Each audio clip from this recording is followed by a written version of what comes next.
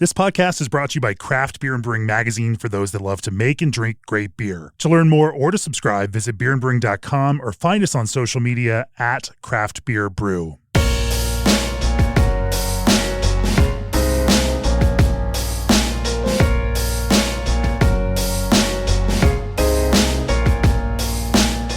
It's episode 388 of the Craft Beer Brewing podcast. I'm Jamie Bogner, and this is a special Best in Beer Critics Edition.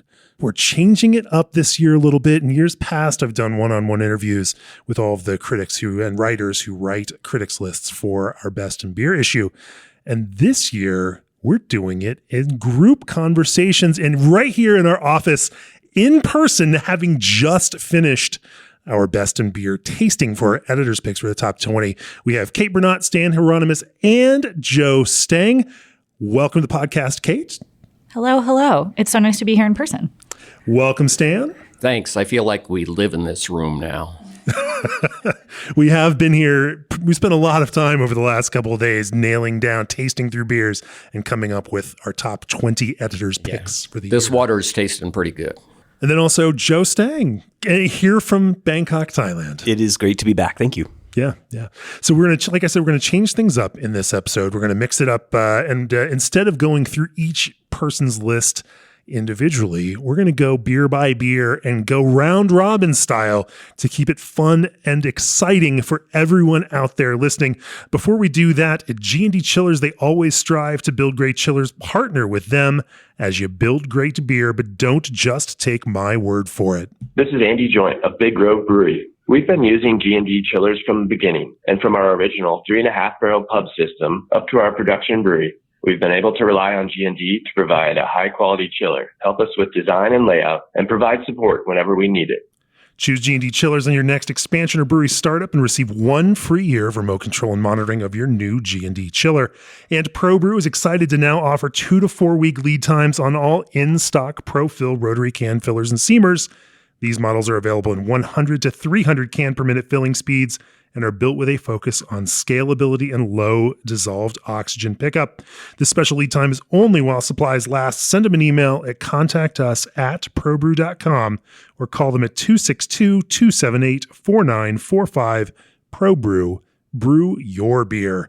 Also, Old Orchard has supplied flavored craft juice concentrate blends to over 46 states for the production of fruit-forward beer, cider, seltzer, wine, spirits, and more. By partnering with some of the biggest names in the craft brewing landscape, Old Orchard has become a go-to source of fruit-forward ingredients. To learn more and request your free samples, head on over to oldorchard.com/brewer. I'm going to apologize in advance as we start this episode. It will be filled with in-jokes. It will be filled with references that people do not understand because, as Stan has said, we have locked ourselves in this room tasting beer for the last several days. And, those funny references have come through it. And anyway, we will mention those and try to describe them for you and explain as we go. We have our list of 20 beers on our board. You all out there listening will know what those are. And so that is fair game. If anyone here wants to reference those or talk about those experiences too, we can do it. But let's just start off with your individual critics lists. Also, we should preface this by saying we're not going to go through the entire things. There are definitely some questions that everyone answered on their list that you have to go get the magazine or subscribe for. Definitely do that. Definitely read the full list there. We're going to touch on everyone's top 10 beers of the year on their individual lists and then get into a few bigger picture questions after that. But maybe we kick it off. With you, Kate. What is the number one beer or the first beer? Not even, these are not ranked. These are not stacked ranked. The first beer on your personal critics list this year. This is hard enough without ranking them. So thank you. I would have a meltdown. The first beer on my list is Westbound and Down's Bourbon Barrel Louis from last year, 2023. A perennial favorite brewery, I think, here in our tastings, show up quite often on lists of beers their Westbound IPA reimagined scored a 99 in the IPA issue earlier this year. They've had I think it was their 5-year blend a couple of years ago that was on the past beers of the year. Yeah, this one I loved how the bourbon barrel was a part of the entire experience of this beer, but never took over anything. It was so English. It was making me think of all these like sticky English desserts that I don't even know that I've ever actually eaten, but I felt like I had after drinking this beer. And everything was just perfectly in place, just really decadent and delicious. That's amazing. Straightforwardly good. Yeah. Stan, you're next up. What's the first beer that you want to talk about on your list? I think most people understand we operate on a fiscal year that goes from GABF to GABF when we talk about 24. Yeah. And so actually my beers will be in the order that I first drank them.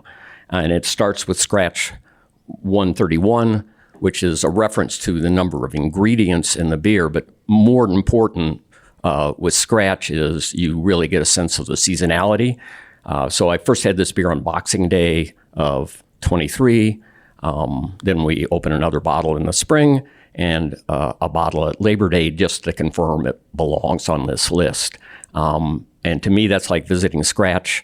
So you visit it in the spring and you walk around and you smell everything, which all ends up in the beer. Then you go back a few months later, you're there and you get something different. And that's what this beer is. It's a combination. You've got dried petals from flowers and you've got fresh petals from flowers and dried roots and toasted roots.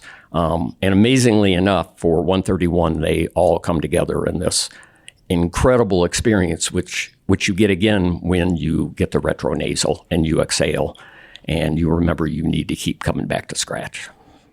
That 131 scored a 96 with our blind judges this year, which honestly is a crazy feat every time it comes up because those beers are so unique and interesting. They don't always excel in that kind of judging format, but I 100% agree with you. It was amazing beer. I am often asked by people out there in the world, what's your favorite brewery in the United States? It's just, I'm sure all of us getting asked that question all the time because that's what we do.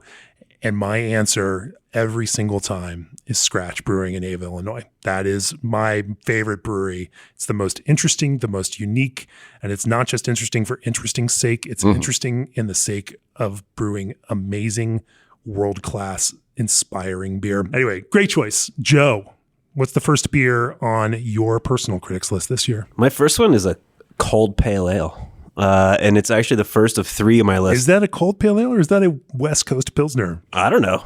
I actually don't know. I don't really care. I mean, I thought it was funny that they called it a cold pale ale, and so I had to try it, and I'm glad I did. This is actually also the first of 3 beers on my list out of Japan, which I didn't expect, didn't plan for. It just kind of turned out that way. And this was my buddy Mike and I, our partners cut us loose in Osaka and Kyoto for 6 days to just eat and drink our way around. It was amazing. Just really like a highlight of the year for sure. That trip was fantastic, of a lifetime, really. And then, I've always researched craft beer spots, and this was not a place on my map at all. It was a little bar called Fuji Rock. We just came across it, looked cool, popped in, and they had this beer called Dilemma from a little brewery south of Fukuoka, Kyushu Island. Maybe you need to get out the map, see what that is. But it's they're called Game Brew Dilemma. It was super clean, immaculate, crisp, leading with like lemon, pink, grapefruit, hot flavors, but so light and dry, and we were just killing it. And then, of course, the next night we're like, man, we got to go back and drink more of that. And the keg had kicked; it was gone, and it left us wanting, and I'm still wanting.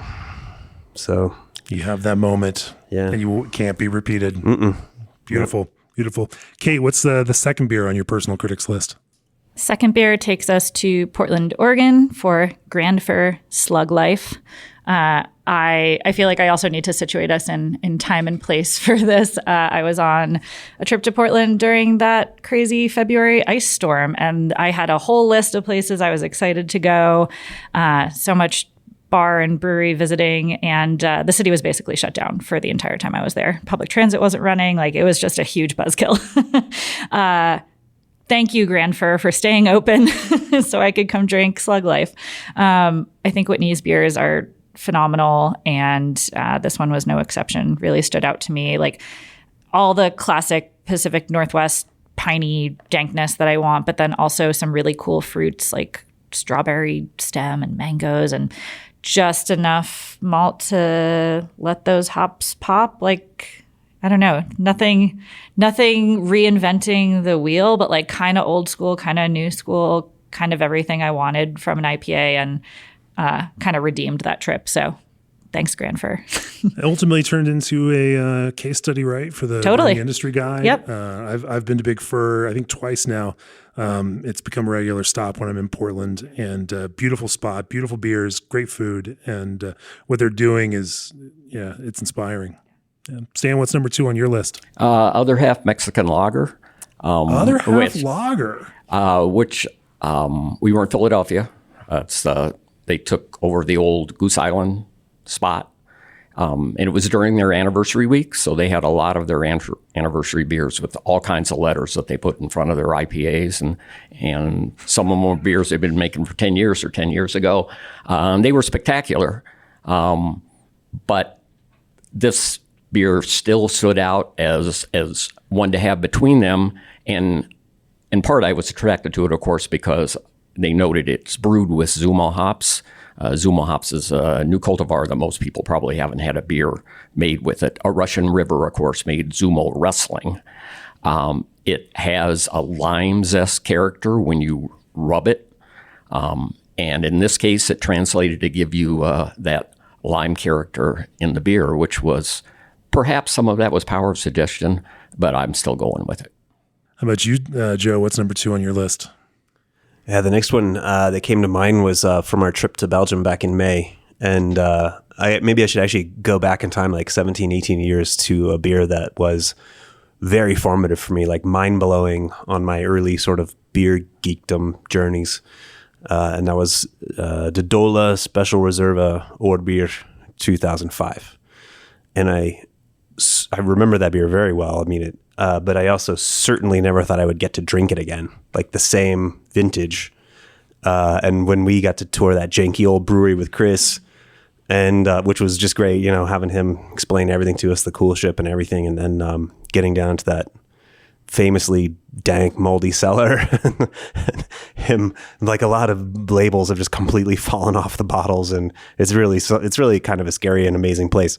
And then he of all the bottles he grabs, it's one of those, and we got to taste that while you're recording the podcast with him, and I mean, it tasted exactly like I remembered, and with these like dried cherry and port and tart prune, but also this like still like remnants of a brown ale there, and it's just I don't think I knew at that time beers could be that complex, and it sent me on this completely different path of curiosity, and in a way it was like kind of coming full circle to get to taste that beer again, and it was just really nice experience to taste. 19-year-old beer that has held up, but not just held up, but is still as beautifully expressive as it is. It was incredible. Kate, we're to number 3 on your list. Number 3, Cinderland's Lil Cinder Lime, American Light Lager with lime. Cinderland's does an amazing job with fruit and is really and fruit flavoring, and is really strategic about their approach to fruit, using real fruit where necessary, using fruit flavors and extracts where they provide a clearer delivery of that flavor, or layering those. So I'm always paying attention to what they're doing with fruit flavoring. And this beer, the base American lager, was great. I really liked the carbonation. It was super high, but not harsh or overly carbonic. And the lime was just like very real if you wanted to sit there and think about the lime, but also could just kind of be that super crusher for. I drank it on a river trip, and I was like, I challenge you to find a better beer for this 90-something degree day. And I think there's so much lime beer out there, and it all kind of tastes the same. And this one was very memorable to me. So kudos to what they're doing with their approach to fruit and layering those fruit products together to create something really kind of multifaceted. There obviously is a podcast episode out there I did a few weeks ago with Paul from Cinderlands, which strangely enough started I think it was your case study for the Brewing Industry Guide on Cinderlands that was in the works. And then the video class came together, and then we got the photos for the story while there for the video class. And then, of course, while I was there for this video class, also recorded a podcast. But it all kind of came back to you, Kate. I think you were the Cinderlands spark that got that fire burning. Wow. Oh. Wow. Mic drop.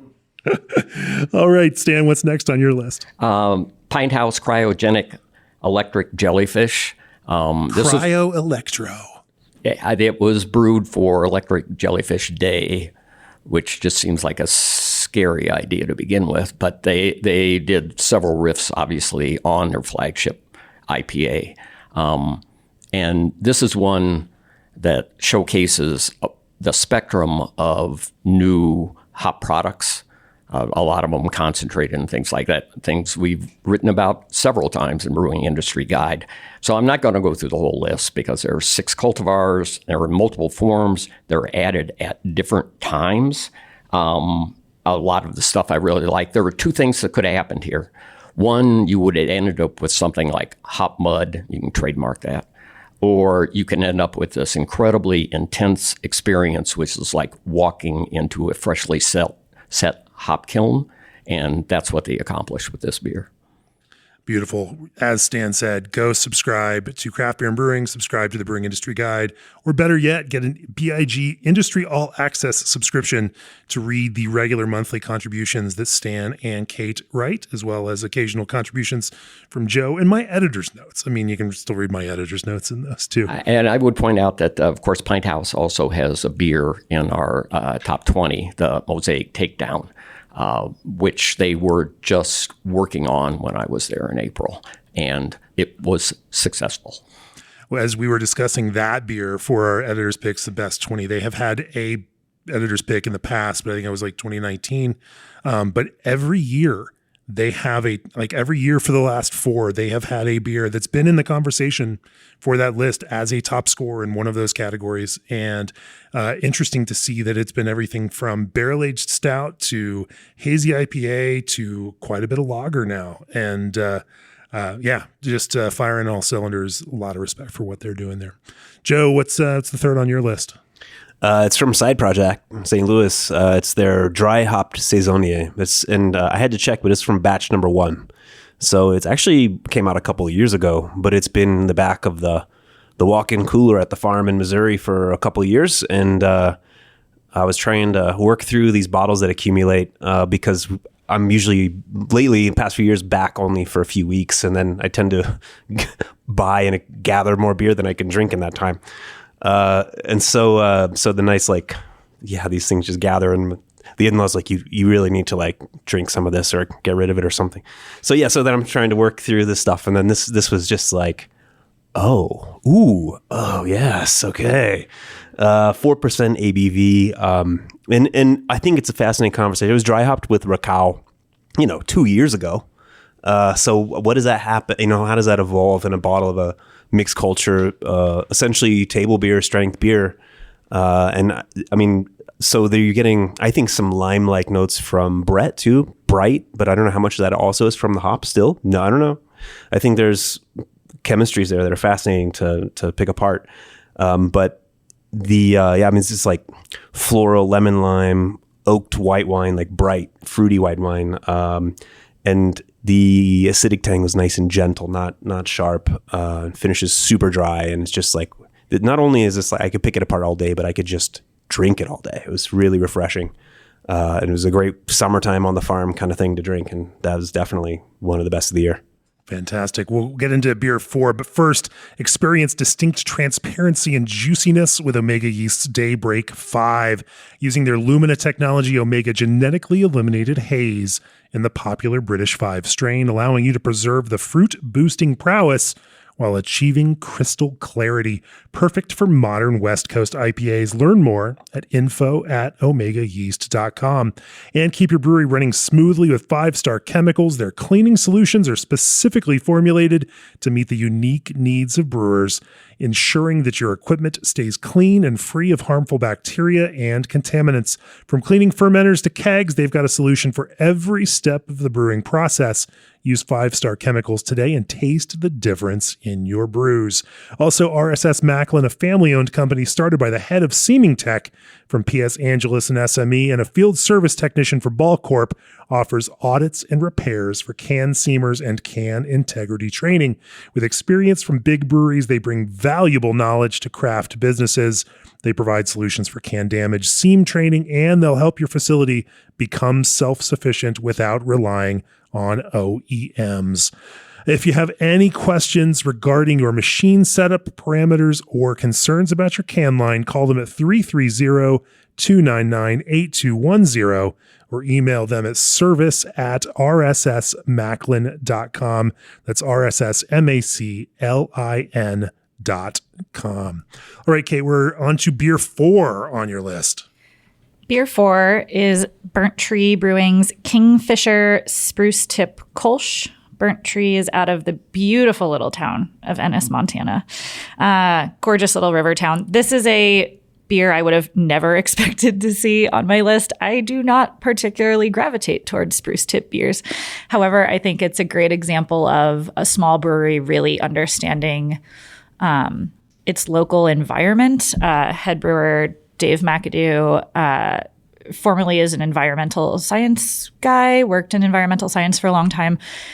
Maybe brought some botanical knowledge to bear on this because he foraged these spruce tips himself in the area, and they were the least pine sol-y spruce tips I have ever encountered.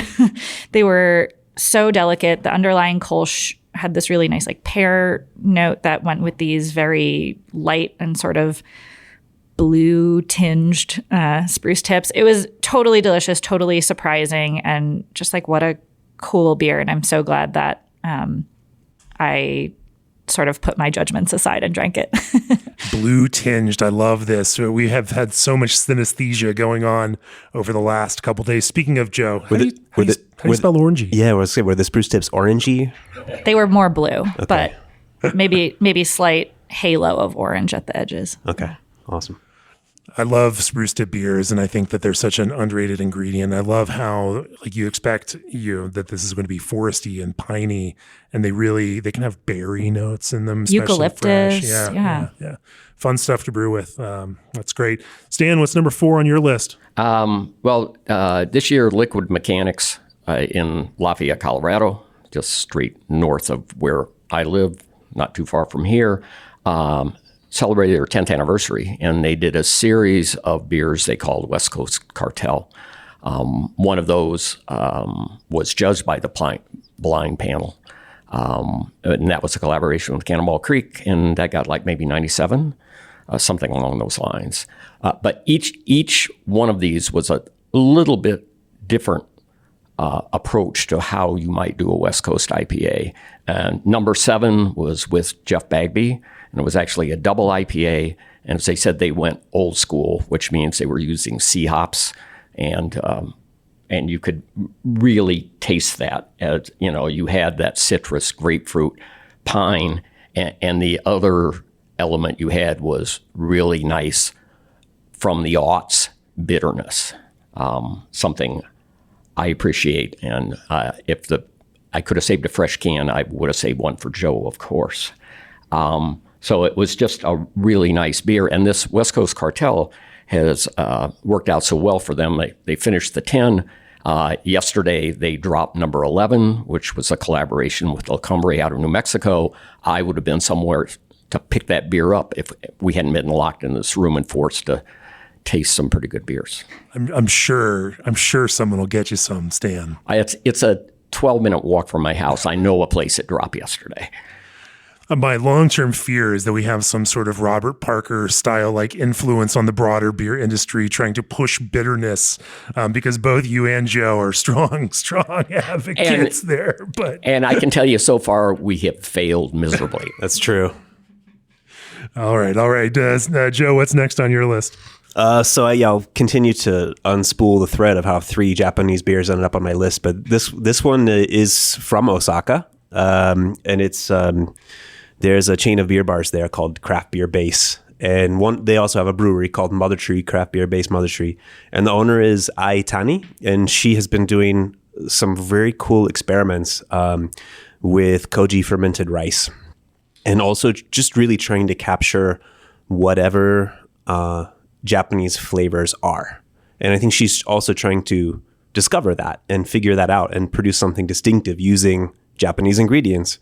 And so this was a combination, is a saison, but a rice saison with portions of rice fermented with white koji and yellow koji. There's different kinds of koji, and I'd be lying if I told you I knew the differences, but that's a rabbit hole to go down at some point.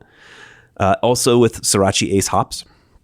And if we're talking about, colors, this beer was like a bright minty green, cool and grassy and herbal, and with like hints of spearmint in it, and it was just and still like crisp as you'd want from any rice lager, but with that kind of delicate spice character and dryness of a saison. And it was just so like cool and fun drink, and also just different. And I think so much of the not just brewing but beverage world is like so fruit all the time. And I mean, maybe this is one reason I enjoy just noble hops, so much more, but just something different.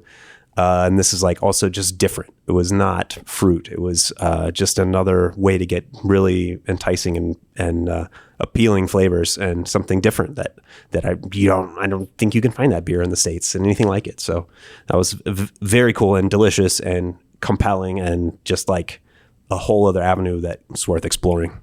Beautiful, beautiful. Kate, what's number 5 on your list? We are going to the Garden State, beautiful Pennington, New Jersey. New Jersey being the state I grew up in. Shout out to New Jersey. The Referend Berliner Mess Blend number 5. We've talked a lot here about low ABV Belgian style beers being something we find really compelling, and probably an area of beer that, gets people into the Belgian world, because the best examples are so easy to drink, and the complexity is there if you want to go searching for it, but you could also just kind of like hang back with a kind of table beer and just drink tons of it and eat food, and that's great. This beer I loved particularly for how much... Also a great feature on Table Beers in this Best in Beer issue written by Kate. Yes, and so, of course, grab the issue and check that one out. Bad at promoting my own work, I suppose. But yes, do read that, because we go in depth on this. This is a great example of why these beers are compelling. There's so much packed into this 3.5% oak-aged beer, and yet it's totally effortless. It smelled and tasted both like an extremely old beer and like an extremely fresh beer at the same time, and kind of just messed with me in the best way. As I continued drinking it, I kept finding new garden paths to kind of go down with it. But I think you could also serve this to someone who doesn't drink beer all that regularly, and they would love it. So just really effortless and beautiful, and kind of a mind bender at the same time. Very cool. Stan, what's number 5 on your list? Otherland Songs of Courtship, which is their 4th anniversary beer. It's a fest beer. A couple of years ago, the hardest thing for us when we picked an Otherland's beer for our list of 20 was figuring out which one of their beers we wanted to put on the list, because they're all really nice. So we were headed to the North Cascades in northern Washington to go hiking. Of course, we had to stop in Bellingham. On the way, we stopped, had a beer. We're going, ooh, this is really good. So, of course, the next night, we're back there and having dinner, which gave us an opportunity to talk to the server, who explained to us that when they had rolled this beer out, they'd done a little ceremony of burning of zozobra in the parking lot, which you probably have a blank look on your face. But if you're from New Mexico and if you've been to Santa Fe, you know that for a century, burning of zozobra has been a gigantic party.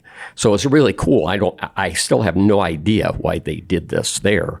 But when I think of those terms, and I think of zozobra, who looks somewhat like a bolto, which is a wood carving, and this beer, my description of that, which I was thinking about, is if this were a carved zozobra, it would have been carved from a single piece of wood. It's just, we'll use that word, I'm not sure we we talked about before coming in, it is seamless.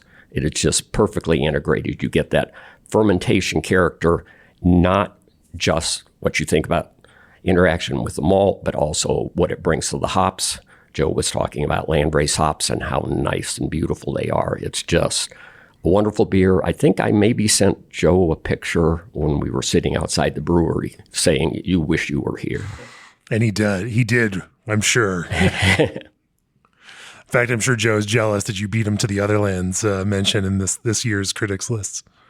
I don't have an Otherlands beer, but I do have an Otherlands mention coming up. Not yet, yeah. That's fair. What's number 5 on your list, Joe?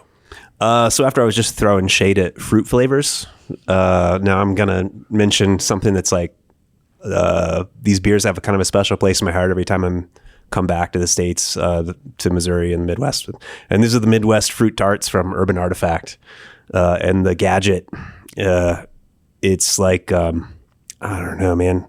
I don't think anybody knows more than Brett Coleman Baker about getting the most out of various fruits in various forms and then turning them into these like super flavorful yet like incredibly balanced beers where all these elements of brewing are there to support fruit and accentuate fruit and yet keep it like the acidity balanced and finish dry. And like at 8% too, Gadget is like it's really dangerous. But it just always evokes for me these berry cobblers in the summertime, like fresh from the garden harvest after you've been in the pool all day or something, and just like anything would taste delicious at that point. But those are like, that actually is the most delicious thing in the world.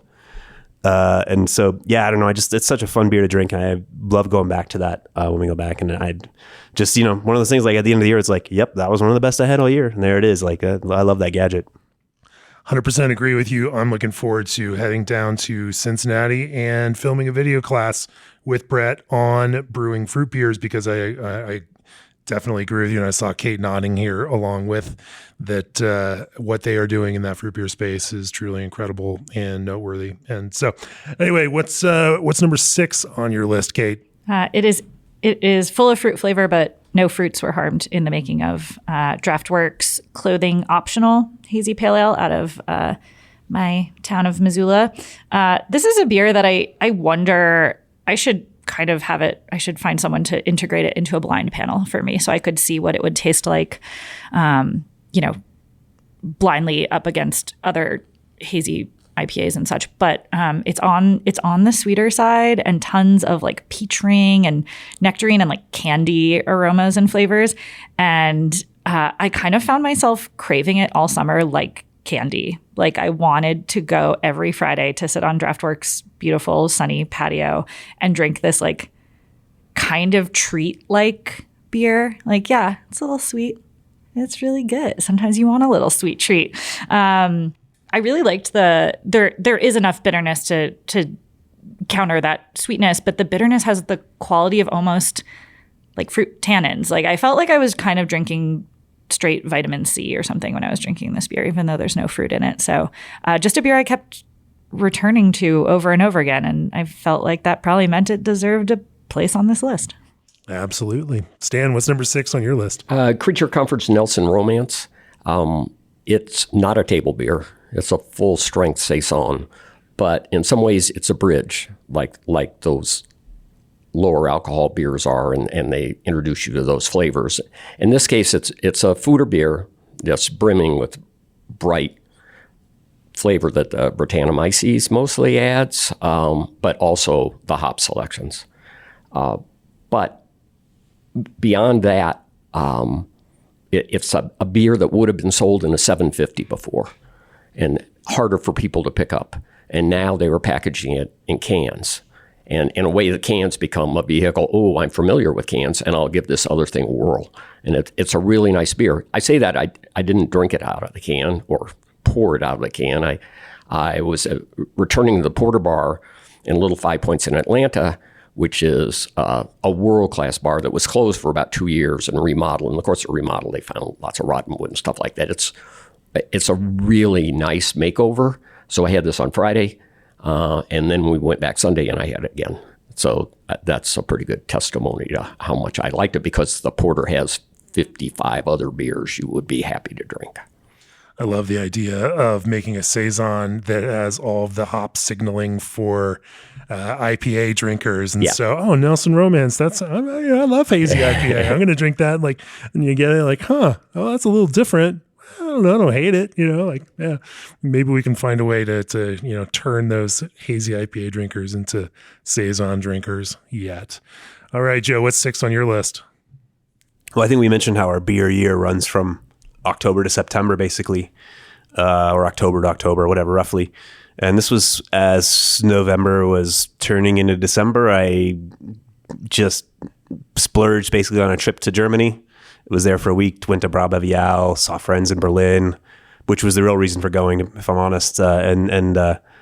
But then also had a few days in Bamberg and Oberfranken, and I could have easily put on 4 or 5 lagers from that, that trip on this list, and it would have been a very honest thing to do. But I've decided to just narrow down to one, and so it's the Knoblauch lager beer. And here's the Otherlands mentioned too, because I was there with Ben Howe from Otherlands. We had just spent 2 hours picking the brain of Johannes Knoblauch and his brewery and asking questions about water and bitterness and what's a lager beer, what's a Keller beer, and but what is it really, And so that definitely added to the pleasure of it, of like filling our brains and then just getting to sit and enjoy it from a Steinkrug, and it's just nice, and it's bitter. It's earthy bitter, and it probably inevitably evolves over time, but it still always has that reassuring just stamp of, yeah, this is fucking bitter. And then you go back to it, and it's just like, it's addictive, so that was that was definitely a highlight for me. And I probably, in a year I have that beer, I could probably put it on this list along with others, but that was a nice experience too. Awesome. Kate, what's number 7 on your list? Now for something completely different from Joe's. Pure Project's Back to the Future Murky IPA. This is a Phantasm beer that does not club you over the head with Phantasm. Hooray.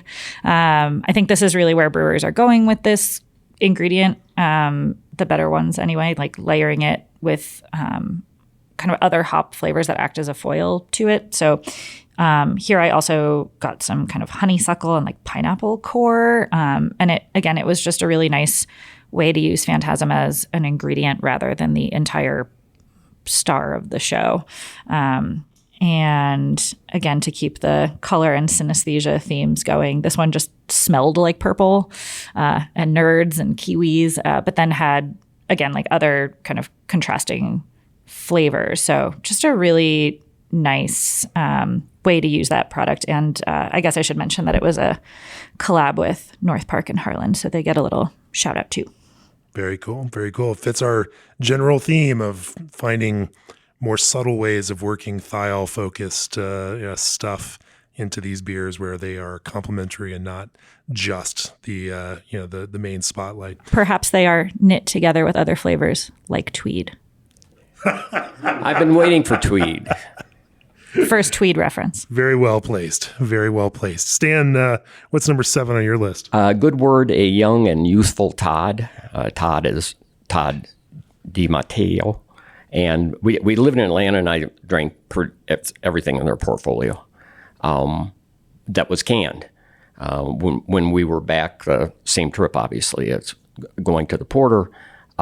We went there for dinner because that Good Word Public House is a great place to eat. You can take your friends who don't like beer there. You can get wine. They've got a great cocktail. I'm starting to sound like an ad for the place, but it is a great cocktail menu. And this is a beer that's draft only that I hadn't had. Again, it's a version of the first of Todd's beers that really impressed me, which was Die Todd Die, which is a Pilsner.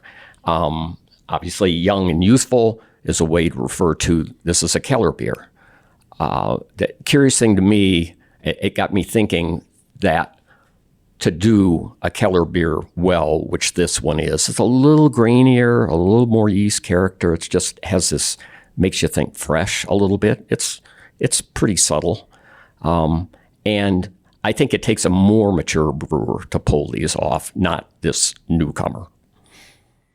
Interesting. Joe, what's next on your list? Number 7. I've got one here that came out of our tasting past couple days, and it's from Amalgam in Denver, Sitting in Stillness. And I think we tasted yesterday particularly a lot of big barrel-aged stouts with different ingredients, different kinds of barrels, and I think in some ways my fascination with these beers has waned maybe over the past couple of years. But at the same time, that's led to me like kind of narrowing, having to figure out what it is I really like in the ones that I really like. Like, what am I looking for? And a lot of them have moved more toward dark fruit. They get really like raisin bomb sometimes, and I want malt in there. I want roast. I want it to still be a stout also.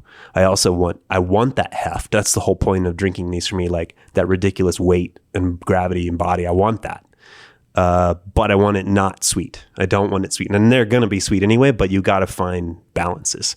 So this to me just kind of like ticked all those boxes for me. There was also it's definitely like a umami shoyu kind of savoriness to it, and also like hints of smoke that were really cool. And then it did have the weight, and it did have the dark fruit, but that was checked by chocolate and some structure of these little threads of roast and residual bitterness and tannin that all came together. And it was not integrated, but seamless, as Stan might say. It came together really neatly, and it was, for me, really enjoyable and a definite highlight of the past couple of days for me. That was a cool beer, also uncarbonated or relatively uncarbonated, almost. Yeah, there's no package still. Yeah, right. And I always think that I dislike those beers, and then I have them and like, this absolutely works in this kind of format. So cool stuff. Well, let's get into beer number 8. But before we do that, Indie Hops breeds new hop varieties to help brewers captivate beer lovers. Brewers worldwide trust Indie's unique varieties, Strata, Lorien, Luminosa, Meridian, and Audacia, to modernize, brighten, and diversify their beer lineup. Indie also offers classics that thrive in Oregon terroir, such as Chinook, Crystal, and Sterling, thoughtfully crafted and selected hops to meet your brewing needs. Visit indiehops.com/podcast to discover what's new in hop flavors. Indie Hops, life is short. Let's make it flavorful. Should we talk about terroir, Stan? Let's not talk about terroir right now. Very triggering for Stan. We'll have Matt Curtis on the next part of this podcast. Maybe we can talk about terroir then. Also, he frequently likes to quote me because he and I agree so closely on terroir. It's true. He's completely come around, right? Based on your in-depth argument on Twitter over this. I have no idea. Anyway, we'll touch on that on the next portion of this episode. But in the meantime, Berkeley Yeast, founded by bioengineers, yeast that's designed to improve flavor, quality, and consistency, increase efficiency, and save you money. If you've been following yeast, I'm sure you've heard about their strains. Super Bloom strains make classic hops flavors. Fresh strains keep diacetyl low even with large hop additions. Tropic strains make a tropical bouquet reminiscent of the finest Southern Hemisphere hops, and they just dropped new strains that are even more futuristic. Nationwide free shipping. Mention this podcast for 20% off of your first order. I guess we should probably, on the terroir thing, mention that Matt put out a story about how terroir isn't real, and it's certainly in beer, and that it created a little bit of a furor, and Stan let his opinions be known out there on social media. Anyway, we don't need to go down that rabbit hole, but anyway, we'll still have to tweak Matt on the next section of this. Anyway, Kate, what's number 8 on your critics list? Sacred Waters Snowdust Rice Lager out of Kalispell, Montana. This was 1000% the year of rice lagers in Montana. Many, many breweries all over the state brewing them. Obviously, that's not just Montana, but it was very noticeable in the breweries in my home state. And I think drinking them a lot around the state, some of them were just too perfumey. Some of them were just a little heavy and too rose water. I'm starting to get into like Bath and Body Works territory. And this one was the opposite of that. Quite restrained on the perfumey hops, which were Montana grown, Hallertau Mittelfrüh. And this beer also won a Best of Show at a Fall Brew Fest that I judged, and I agreed. It was excellent and just very, very on trend, flawlessly executed. Would drink another, 12 million of these. Fantastic. Stan, what's next on your list? Dovetail Hefeweizen. I was really excited at the thought of spending 8 days in Chicago in August. And day one, we saw the Cubs beat the White Sox. And day two, I tested positive for COVID, which took brewery visits pretty much out of what I could do. I immediately started taking Paxlovid, which worked beautifully. Sometimes some people get Paxlovid mouth. Some people dislike it so much they will quit taking the Paxlovid, and Paxlovid mouth is real. I'm guessing it would be really horrible with hops, but I did not check that out. At the end of the week, the first full pour I had, able to sit at a window in a pub along Michigan Avenue, was the Dovetail Hefeweizen. And I didn't know, I was done with Paxlovid, and I didn't notice any Paxlovid mouth. So that was a real plus for the Dovetail. But they've tweaked that beer since the last time we were in Chicago, just adding a little bit more palate fullness. And it just makes the wheat come through more. So it's still super refreshing and a bit of a meal, but not so much that you couldn't drink 2 or 3, except we had a plane to catch. A plane to catch where? To Minneapolis. And my next beer will be from Minneapolis. You almost didn't make it. I was glad to see you there at the World Brewing Congress ever so briefly. Joe, what's next on your list? Well, it's not an annual obligation for me to include a beer from Brasserie de la Seine. I don't have to do it, but honestly, like when I get a chance to go to Brussels and have it on draft and look back at the year that was, it's usually one of the most enjoyable things that I had all year. And once again, it's there. And this time, I mean, usually it may be Terrace Bulba, but if I'm honest, like what I enjoyed most there this past, when we were there in May, it was the Jambe de Bois, the triple. And it was just sort of, maybe it's a guilty pleasure, 8% ABV, but it doesn't drink like 8% ABV at all. It does have a little more sweetness than the Zinnebier and Terrace Bulba, but it's not sweet. It's still bitter. It's hoppy with spicy floral German hops, and it's just it's just really good way to end the night. Maybe with 2 or 3, it's delicious. I wish there were more beers like it. And triples should be hoppy. Westmoreland triple, if you get it fresh, is hoppy, and I'm not sure there's a hoppier triple or a more skillfully hopped hoppy triple than Jambe de Bois. Yeah, we ended up drinking more de la Seine most of those nights that we were in Brussels. It's hard not to while you're there.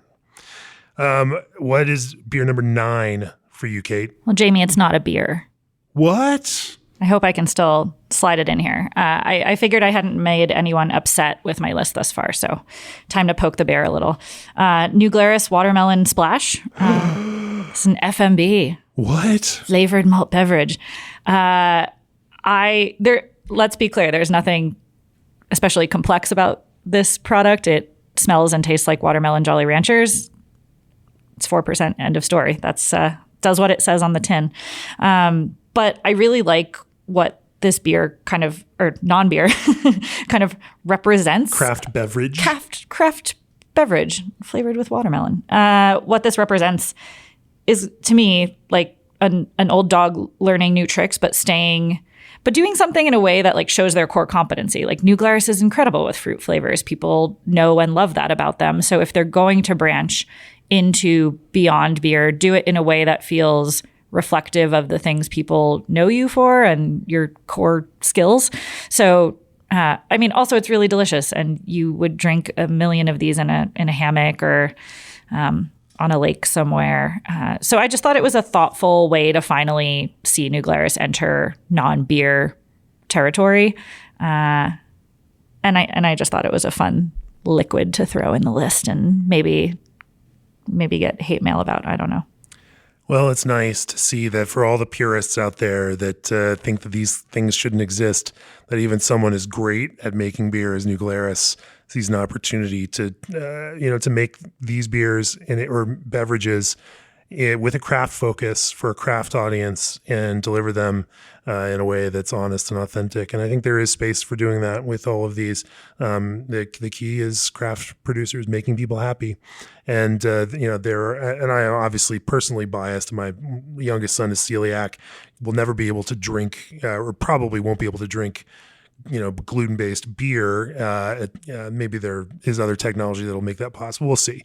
But I love watching, this kind of development of these beverages that allow for, within the taproom context, which is the way most people experience beer, allowing for a broader audience to all enjoy the social occasion of drinking together and everybody having something that they can drink and they can be happy about, and that's crafty, authentic, and and honest about it. So I'm there with you.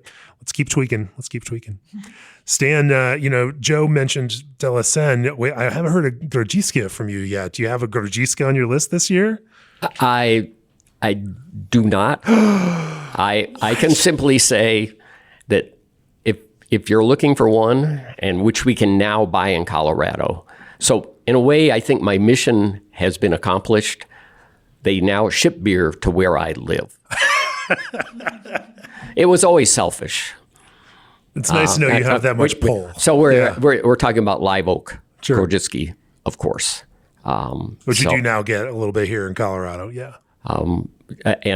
Or a bigger bit sometimes as well. You can generally just buy a 4-pack, but I think I could grab cases at Mile High.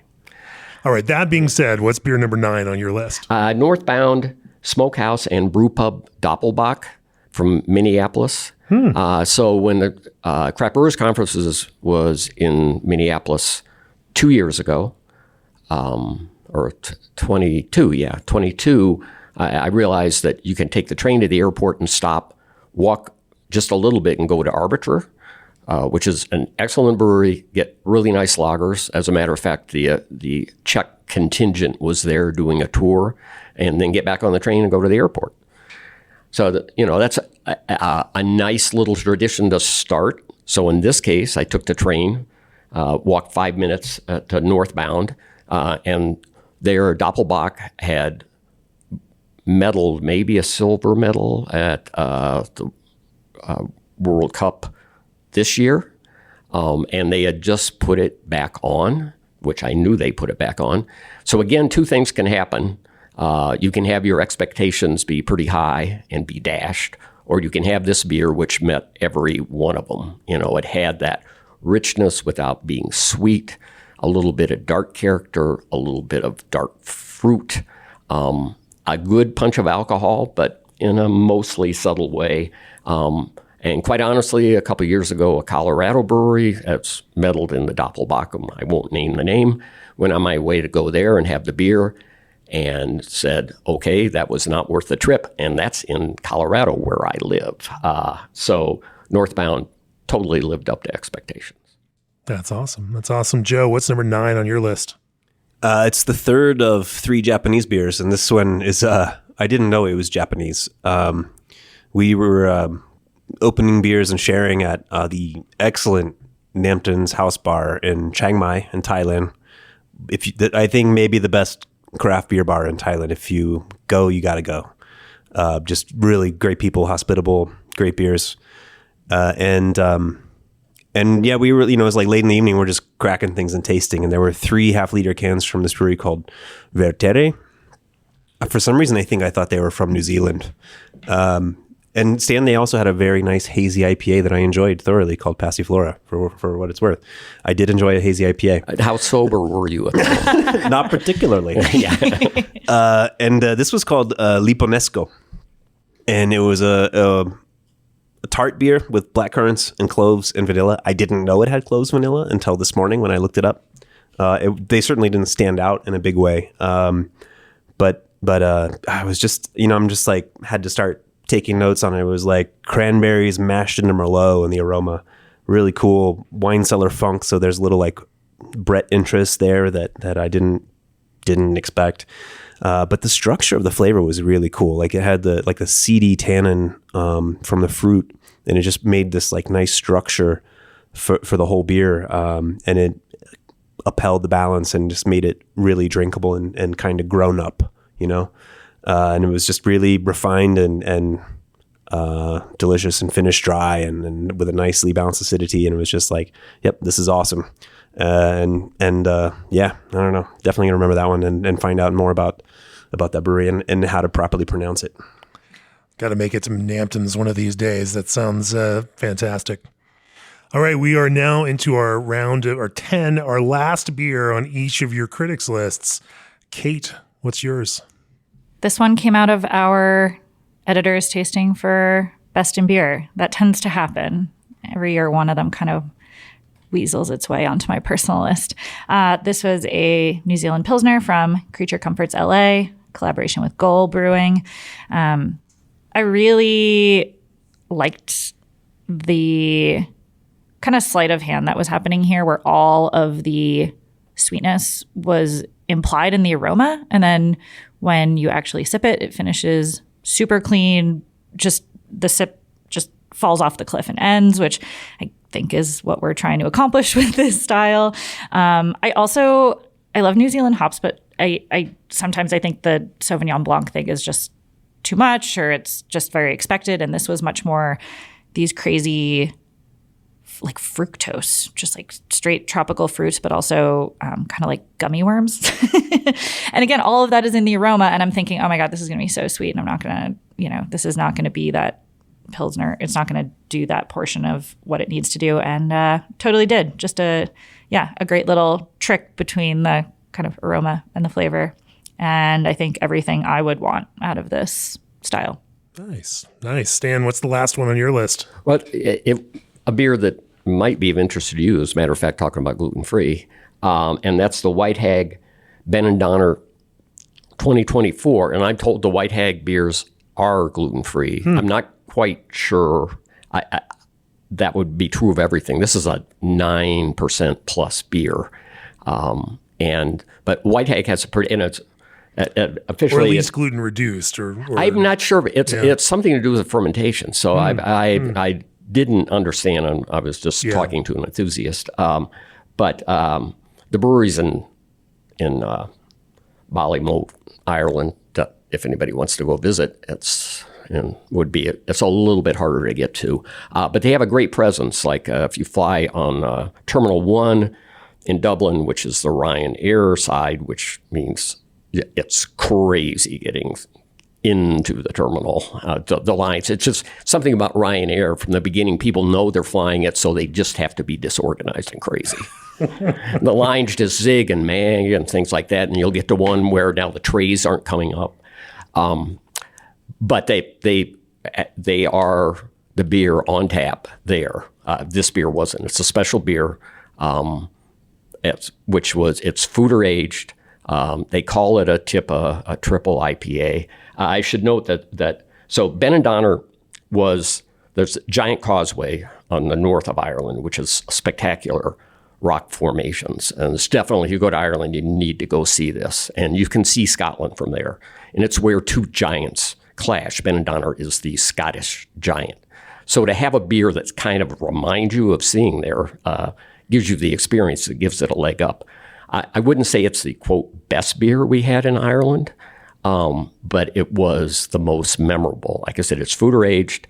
It's big, kind of an early American version of triple IPA. So with a little bit of more like Munich malt. So it wasn't like crystal or anything like that.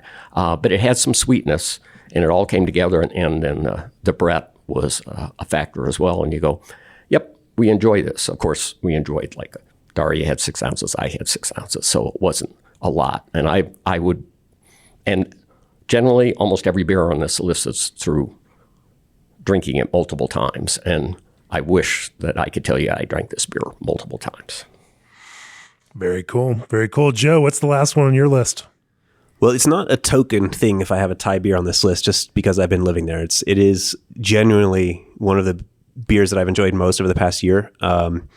And I'm going to talk about this a little more when we talk about big picture stuff, but Thai craft brewing has actually really been coming out of its shell, I think particularly the past year or two.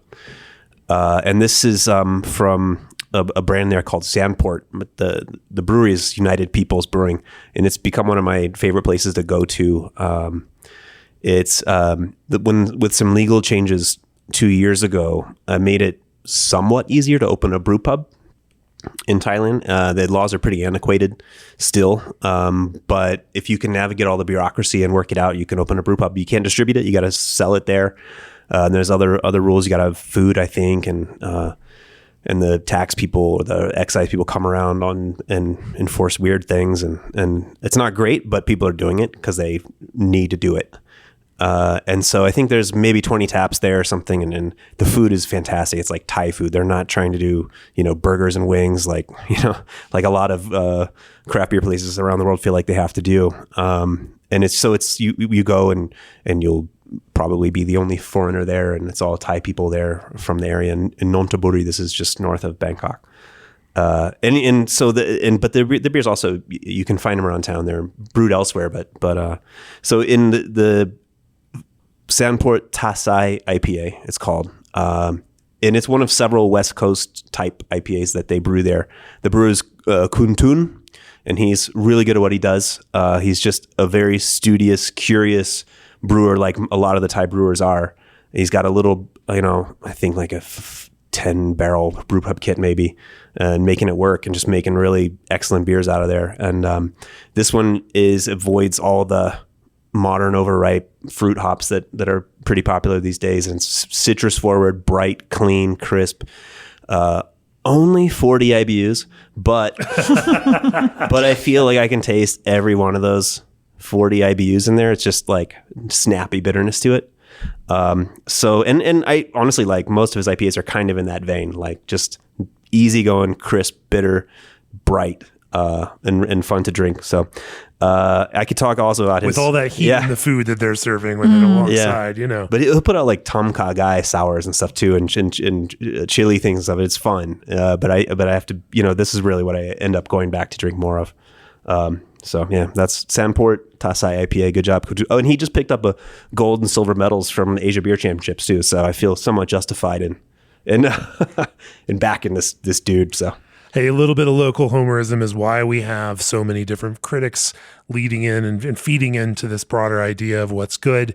It's by design, and that's what we want, because we just don't want the same lists over and over again. It's nice to get these different perspectives from everybody. There's a couple more questions on every one of your critics list. We're just going to talk about one or two of them next. I think both Kate and Stan have an answer to their most memorable beer experience this year. What was your most memorable experience, Kate? Speaking of geography and rooting for the beer scenes in the places that we are from, judging the first ever Montana Beer Awards. This was an awards competition very much inspired by the Oregon Beer Awards.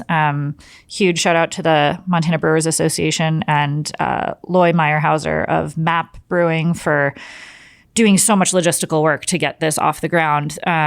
But I was so impressed by everything about this first year of competition. The logistics were great. The beers were awesome. Like, I know there's good beer being made where I live, but to really go through it over the course of a few days systematically like that was just really gratifying. I think these kinds of competitions are really vital, and I know they're super hard to pull off. I mean, I see all the work we do here to make our judging happen, and it's a little like herding cats, I would imagine, on the back end, but I think they're so important. Shout out to Paul Hutchings. Shout out to Paul, our review coordinator, who has done an excellent job of this year of organizing our best in beer tasting. Yeah, not just what we did the last 2 days, but all year, his organization. Paul has taken, and Stan sees that as one of our normal blind judges in our year panels throughout the year. But one of the regular ones, not particularly normal.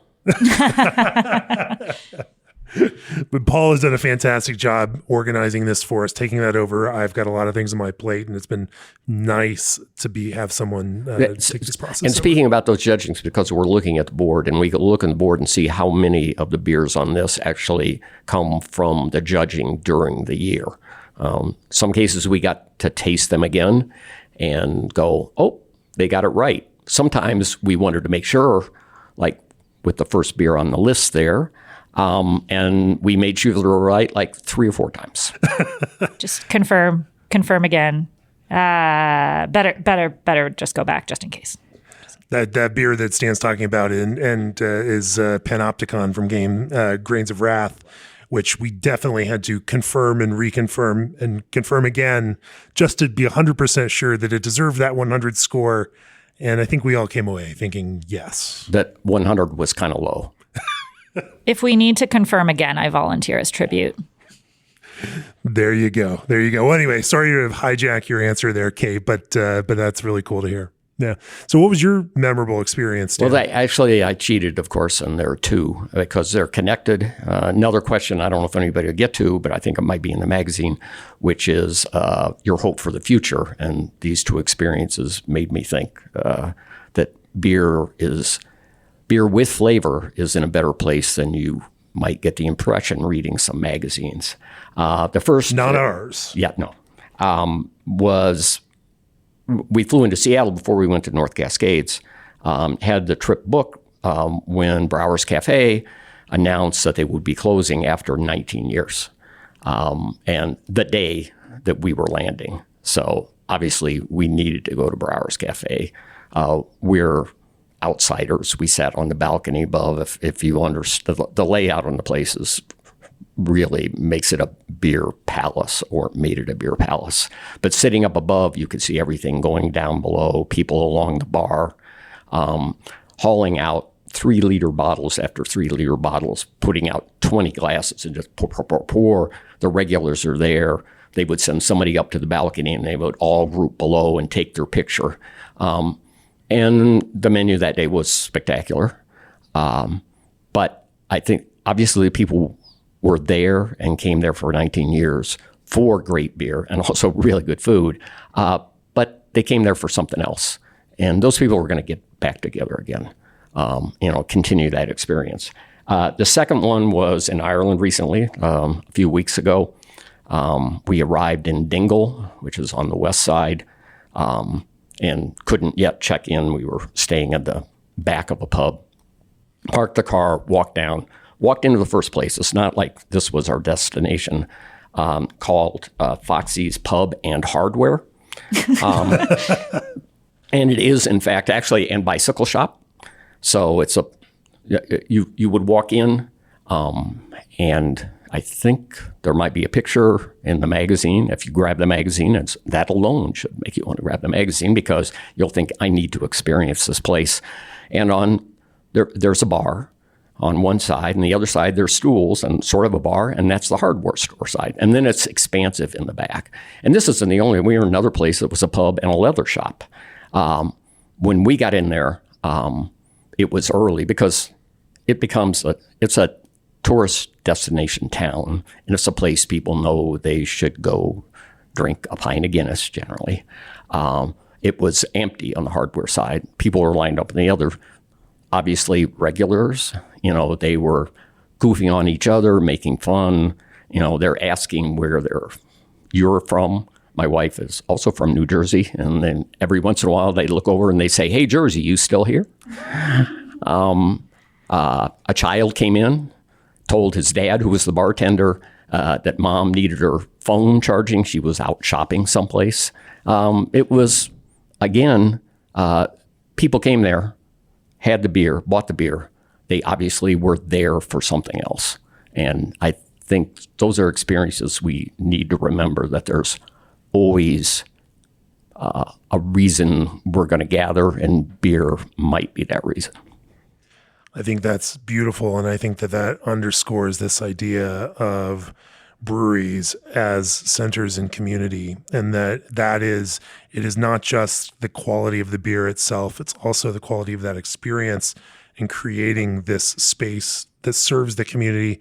And then that can take a lot of shapes. That is not just Edison bulbs and industrial feel and corrugated metal, that is often also, the neighborhood grocery store or bike shop or whatever else that is. And when we find ways to integrate this into that kind of fabric of the community and provide what communities need from breweries, that it makes beer becomes that lubricant, that's social technology that allows people to be open, share with each other, and exist in a deeper community.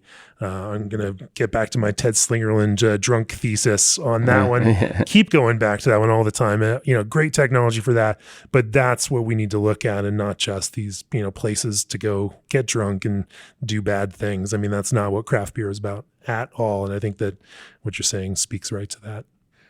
What's our next one, Joe? You've got an answer to a question. I do. Actually, I can do the memorable experience as well. Okay. Because I would, I already alluded to it, so I don't think I have to go at great length. But that trip to Japan was wonderful with Mike, where two good buddies who are really into food and drink just got to go for 6 days and wander around and learn by consuming and wander into any like little izakaya that looked cool, looked intriguing, and then. And we enjoyed the ice cold, Sapporo and Kirin and stuff just as much as the craft beers that we were trying along the way. And it was just, to be able to sort of make those, memories with a friend at our age, I guess it's still cool that you can have these great lifetime experiences and go, explore and do something like that. And it was just a great little adventure, and definitely like a great lifetime little experience and I'm definitely going to go, be going back to Japan more in my life. But it, probably won't be anything quite like that one trip. That's also a great point, that getting out there, experiencing these things. We talk about them not because, we want everyone to trade and try to mechanically grade everything and, and put their personal score on Untapped. The key is giving you the cues, the places to go, the beers to try, the things to put on your list so you can go out, experience it with people that you enjoy being with, or experience it with complete strangers who might just yell, "Hey, Jersey," at you as you sit down at that bar. But that is the beautiful thing about this, that going out and finding it yourself and building those experiences is just absolutely priceless. Kate, what's the next question on you, or I should say the last question that we're going to discuss here from you? It's a good segue to my final question, which was what experience gave me hope for the future of beer? And again, it is the theme here is social, communal experiences you can't have alone. So for me, this was trying to get into the National Black Brewers Association's tap takeover at Beer Zombies during Craft Brewers Conference, which undisputably was the are you going to be there? Can you get in? Can you even, find a 1 foot by 1 foot space to stand inside this bar? It was, the energy at this event was wild. Kegs were kicking left and right. People are like shoving cash across the bar. It was unlike anything I have seen in years. People were just so excited. The soundtrack was awesome. People are hugging and high-fiving. And I mean, the vibes, immaculate at this event. And I thought, if this is what the NB2A can do as a relatively new organization, and not just the NB2A, but if this is what beer can still do for people, and there are people getting this stoked about coming together over beer, then we're going to be just fine. That I was there, and I agree. I didn't see you because we couldn't see any. You couldn't find anybody. Yeah, I was in the back listening to Chris and Marcus doing their interview, and Kevin shouting out from the back. It was absolutely over the last this last fiscal year of beer, one of my my favorite experiences. That one, and you're right. I want to see more excitement like that around craft beer, because there's a lot of mopey craft brewers out. Understandably, there's some business challenges right now. That is certainly, causing, we are seeing real challenges in that business. I understand that, but there's a spark there. And I love watching that spark and that excitement. And I think that it's important that we also, remember this is the best time, as Stan was saying, the best time for flavorful craft beer in history. Despite the challenges of the business, there's never been, on average, more and better quality craft beer than there is right now. And, and so let's not lose sight of that, even as we certainly deal with all of the business challenges that come from a maturing market, plateauing, everything, all of those other things that come along with it. My other memorable experience was with Stan at Mexicali. I was going to say that better be your other one. Sitting at Mexicali after the Copa Baja, after the awards ceremony, popping back into the brew house of this brewery that we were in. They had a 3-piece band playing on the brew deck. They had El Pastor tacos being, best ever. Oh, so good. And just this vibe, I think that vibe is what we crave. It's why we're all in. That's one of the just beautiful things about craft beer. And I would love to see us not lose sight of that in the midst of all of the other stuff that might be going on right now. I'd wrap Saturday in with Friday too. The festival itself. Oh, the festival is amazing. Their choice of music. Again, just like what Kate was talking about, and we'll see. People aren't going to hear this until after GABF, but for Black Brewers Day, and you should mark that every year, October 10th, there is a party after GABF at Spangalang. I hope next year I can tell you we made our way through the door. Good stuff. Well, Stan, what's your last question? Well, it's somewhat related, and that's the beer and brewing industry theme you wish would get more ink or pixels, and that's equity. I can quit there, but instead I'll quote T.O. Hunter from Crown and Hops, and this was at the Crafted for Action Craft Beer Con, which takes place in Atlanta, and is. It's that they cite the number. It's basically the number of underrepresented people that are involved with this conference. And as he said, you can usher, and this is so basically talking about DEI, which is diversity, equity, and inclusion at a time that many of the largest companies in the United States are abandoning it. And what he pointed out, and I'll just quote him here, is you can usher diversity and inclusion. Equity is an investment.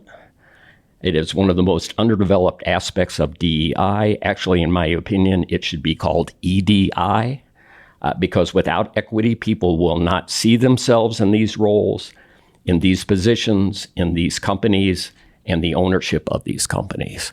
And we're not going to continue to get evolving better beer unless more people are involved. They're not going to be involved unless they have equity.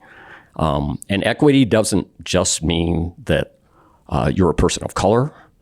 And it doesn't mean necessarily you have full ownership, but you have this feeling you're involved. I don't want to go on too long, but I'll tell you one other thing, and this can be edited out.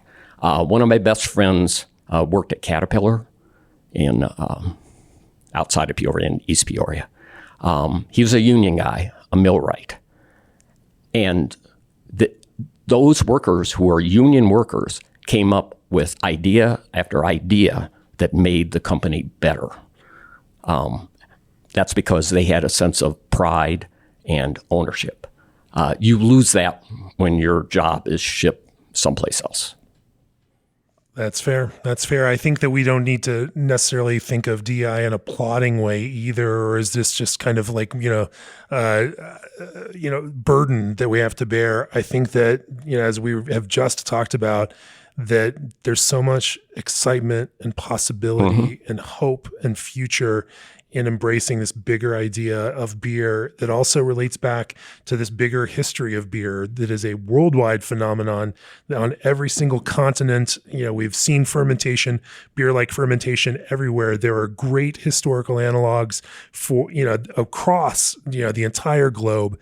It's up to, when it's something that we're trying to, commit to. Joe and I have had lots of conversations about this, how we dive deeper to help connect some of these big world traditions to this, and then there is so much interesting and fun brewing. The future of craft beer is worldwide, and there's so much that brewers everywhere around the world of all backgrounds, all ethnicities, all races, all genders, everything are contributing to craft beer in such a cool and inspiring way. And it's our job to highlight that and keep building that kind of energy. So, well, you could not have, planned a better segue into what I'm going to talk about. And also there's the threads through all what we're all talking about, but looking for that spark and that joy again. And I don't think of myself as somebody who works in the industry. I am a journalist, and I observe and I research and I try to be useful.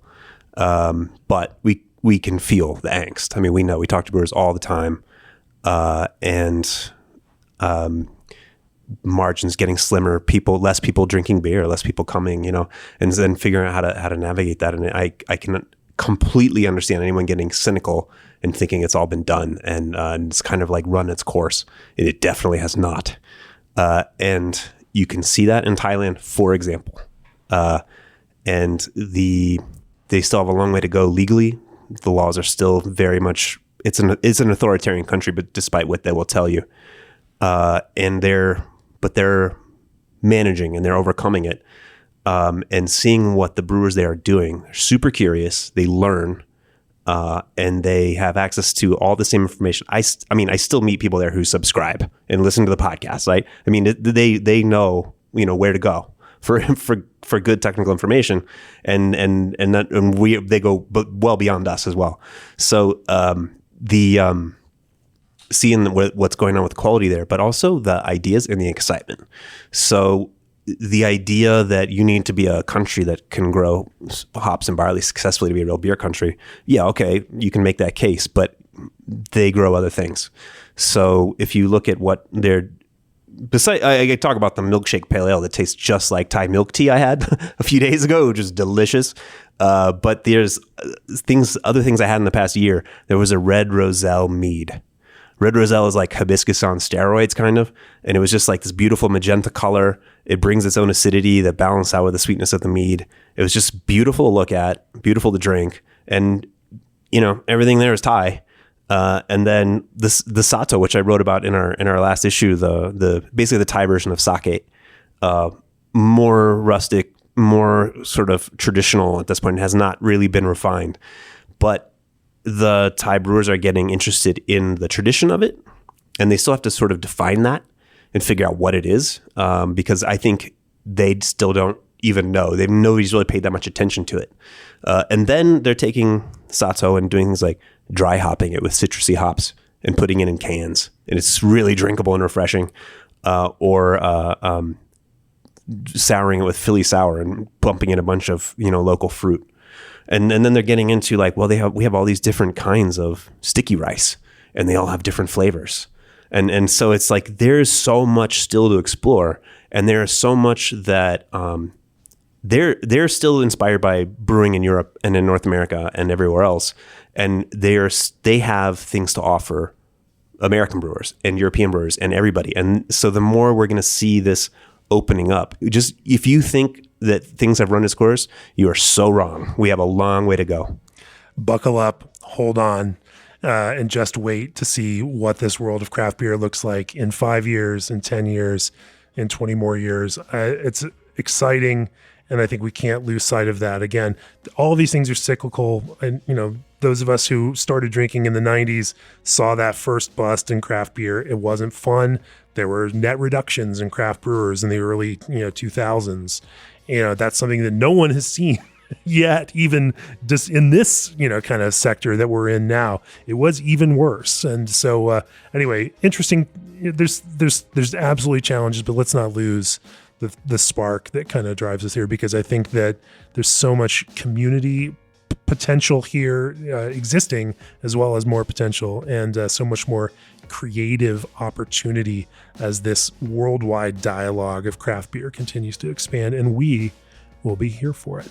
But I also think that is a great place to bring this episode to a close. I thought we were going to have time to also get the other side of the critics list into this episode, but here we are, 85 minutes into the podcast. Whoops. And Whoops. I think that one's just going to have to be another episode. So we will bring this one to a close. Choose G&D Chillers on your next expansion or brewery startup and receive 1 free year of remote control and monitoring. ProBrew offers 2 to 4 week lead time on in-stock rotary can fillers and seamers. Old Orchard is your go-to source for fruit-forward ingredients for some of the biggest names in the craft brewing landscape. Omega Yeast Daybreak 5 gives you juicy modern hop flavors without the haze. 5-star chemicals cleaning solutions are specifically formulated to meet the unique needs of breweries. Take back control of your canning and seaming with the experts at RSS Macklin. Trust Indie Hop's unique varieties to modernize, brighten, and diversify your beer lineup. And Berkeley yeast strains are designed to improve flavor, quality, and consistency.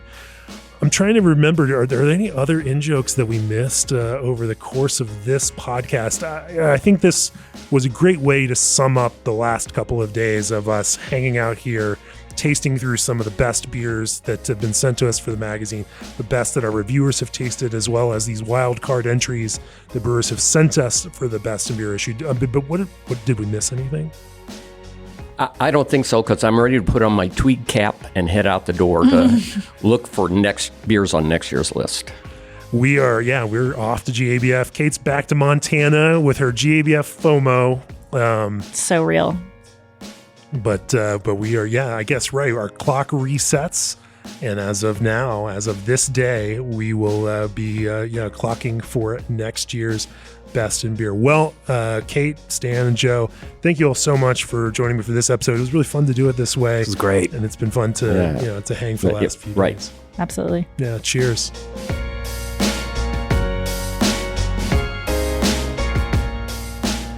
This podcast has been brought to you by Craft Beer Brewing magazine for those who love to make and drink great beer. To learn more or to subscribe, visit beerandbrewing.com or find us on social media at Craft Beer Brew.